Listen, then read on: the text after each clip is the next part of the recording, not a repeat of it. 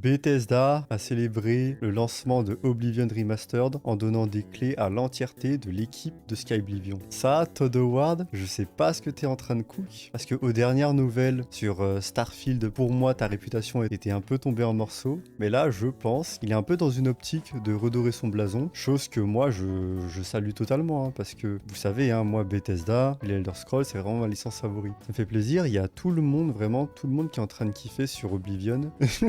Moi le premier, hein. Mais tout le monde est en train de kiffer. Les nostalgiques. Franchement, j'ai pas vu une seule critique des nostalgiques. Enfin, si, quelques-uns, hein. Bien sûr, il y en a toujours quelques-uns. Mais la plupart des gens qui ont déjà joué à Oblivion sont vraiment satisfaits de ce remake. Les gens qui découvrent, j'espère qu'en plus, comme ils ont gardé cet aspect un peu vieillot tout en ayant un peu les textures très avancées d'aujourd'hui, ils ont vraiment tenu à garder l'expérience d'Oblivion. Il est sorti en 2006. Et pour le coup, ils ont vraiment réussi, hein. C'est pour ça que le gameplay, tu sais, il paraît un peu vieillot. Alors, je pense qu'il y a pas mal de gens quand même qui vont critiquer ça, critiquer cet aspect. Les gens qui ont jamais joué à Oblivion, qui lancent Oblivion Remastered et qui se rendent compte que le gameplay, tu sais, il n'y a pas de pari, il n'y a pas forcément d'esquive, tout ça, risque d'être un peu déçu. Après, c'est quand même, il faut quand même souligner que c'est une volonté de la part du studio de garder un peu cet aspect vieillot. Moi, ça me dérange pas plus que ça, franchement. Ça me dérange pas plus que ça. Peut-être avoir un peu le dual wielding, donc par exemple 2 haches dans chaque main, ça aurait été sympa. C'est un truc que j'ai souligné quand on a joué hier. Mis à part ça, franchement, moi jusque là, je suis heureux.